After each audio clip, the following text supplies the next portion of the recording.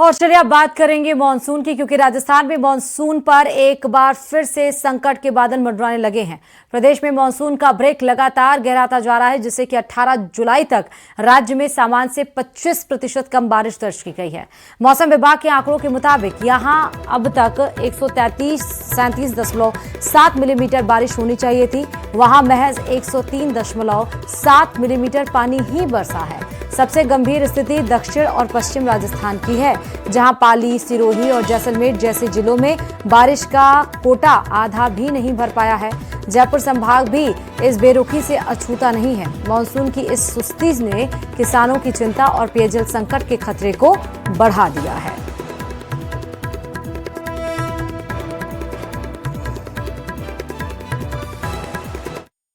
Monsoon आ चुका है और राजस्थान मई जून सा तप रहा है, माथों पर पसीने हैं और हाल ऐसा है कि राजस्थान में बारिश के लिए फिलहाल मौसम विभाग के पैमाने बूंदों को तरस रहे हैं। अगर कुछ बारिश हो, कुछ बूंदें गिरें तो इन पैमानों के अंदर उन्हें मापा जा सके, लेकिन पैमानों का जो हाल है वो आप देख सकते हैं कि बिल्कुल सूखे पड़े हैं।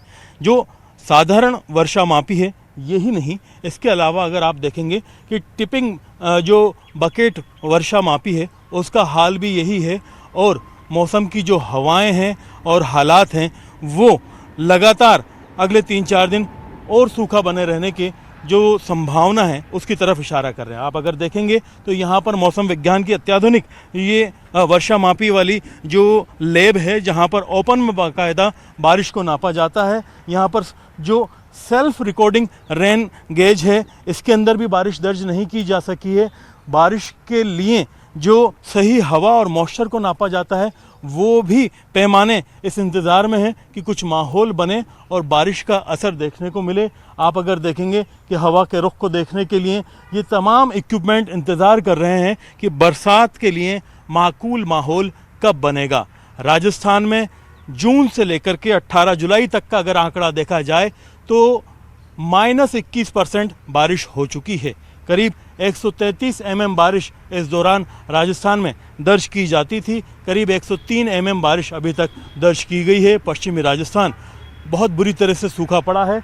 ऑटोमेटिक जो यहाँ पर सिस्टम लगाया हुआ है मौसम विभाग की ओर से वेदर स्टेशन का, ये सिस्टम भी इस इंतज़ार में है कि कब बारिश के लिए अच्छा माहौल बने और ये अलर्ट जारी करे। फिलहाल अगले 3 से 4 दिन बारिश की संभावना अभी भी नहीं है और राजस्थान सामान्य से कमज़ोर बारिश की तरफ आगे बढ़ रहा है। हालांकि मौसम विभाग ने ये सूचना जारी की है कि 21 जुलाई से माहौल बेहतर होगा और 23 से पश्चिमी राजस्थान के अलावा अगर देखा जाए तो पूर्वी राजस्थान के हिस्सों में कहीं कहीं बारिश शुरू होगी। वहीं पश्चिमी राजस्थान में बारिश की कुछ बूंदों को पहुँचते पहुँचते 28 जुलाई का वक्त हो जाएगा। कैमरा पर्सन अविनाश के साथ में अरबाज अहमद, न्यूज़ 18 के लिए जयपुर से। और चलिए बीकानेर से बड़ी खबर है। इस बीच खाजूवाला बॉर्डर पर बड़ा एक्शन हुआ है। ड्रोन ड्रॉपिंग केस में एक और राउंड अप किया गया है। फाजिल्का से आरोपी करण हिरासत में लिया गया है। पाकिस्तान से 326 कारतूस और जो पिस्टल आई थी वो सब जब्त कर लिए गए हैं। एसपी मृदुल कशावा की निगरानी में जांच तेज हो गई है। पुलिस की जांच में ड्रोन नेटवर्क की परतें अब खुल रही हैं।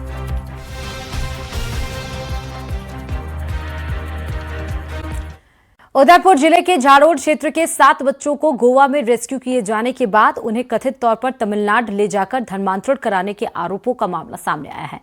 बच्चों को बाल कल्याण समिति की निगरानी में रखा गया है। मामले को लेकर सांसद मन्ना लाल रावत ने एसआईटी के गठन के साथ साथ सीबीआई, एनआईए और आईबी से जांच कराने की मांग की है। वहीं कुछ बच्चों के पहले ही तमिलनाडु पहुंचाए जाने का भी दावा किया जा रहा है। पूरे मामले की जांच तेज कर दी गई है।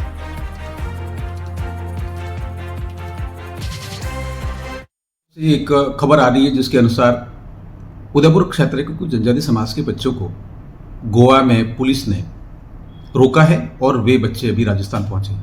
राजस्थान जब पहुंचे तो और पूरी घटना में ध्यान में आया कि अवैध तरीके से बच्चों को मानव तस्करी के लिए तमिलनाडु ले जाया जा रहा था। ऐसी घटनाएं पहले भी हुई हैं और इसकी सूचना लगातार आ रही है। इसका पूरा एक इकोसिस्टम ध्यान में आता है। इस इकोसिस्टम के ध्यान में जब जाते हैं तो ऋषभदेव थाना क्षेत्र में कानूवाड़ा में एक एफआईआर हुई जिसमें 11 लोग अरेस्ट हुए।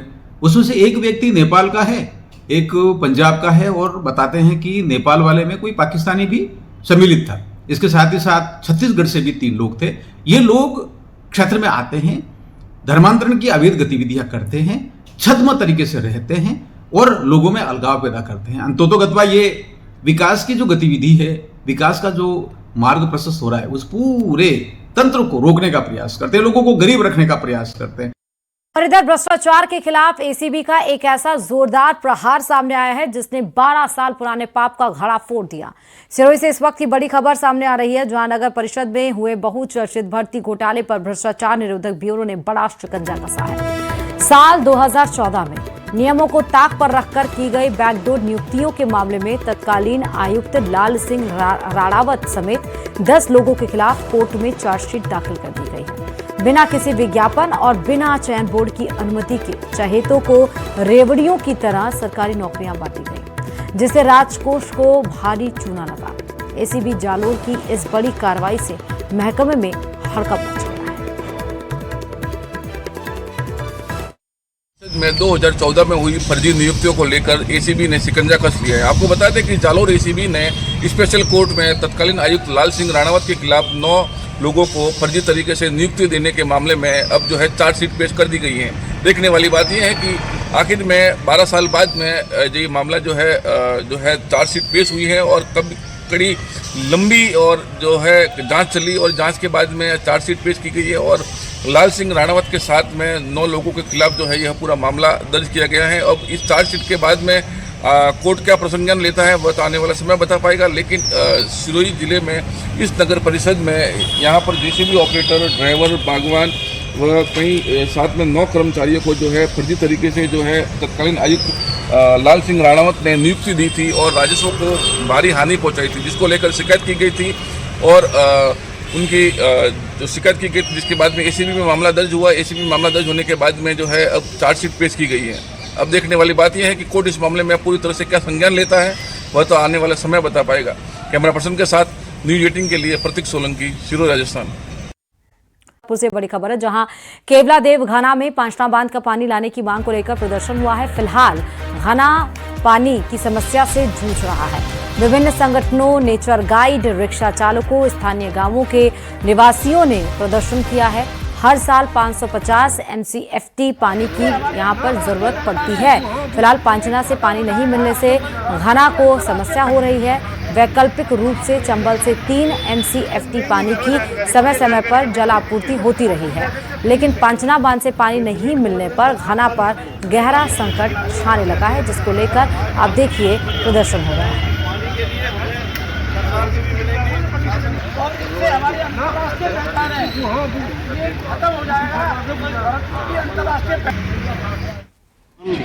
विश्व विख्यात है और भरतपुर की एक अनमोल धरोहर है। प्रतिवर्ष यहाँ पानी की व्यवस्थाएं पांचना बांध से पूर्व से होती आ रही हैं, लेकिन कई बार जैसे 2 साल, पिछले 2 साल में पानी की पूर्ति रही, लेकिन उससे पहले 10-15 साल पानी की पूर्ति नहीं रही, तो घना उजाड़ के रूप में आ गया। 2 साल में थोड़ी राहत मिली, लेकिन मई और जून के महीने में तक पानी इसमें बिल्कुल सूख जाता है और उसके बाद इसको एक पानी की आवश्यकता होती है। अगर मई, जून, जुलाई तक अगर पानी नहीं मिलता है तो यहाँ बहुत बड़ा नुकसान जलीय और इन पक्षियों को होता है, जलीय जानवरों को, पक्षियों को बहुत बड़ा नुकसान होता है।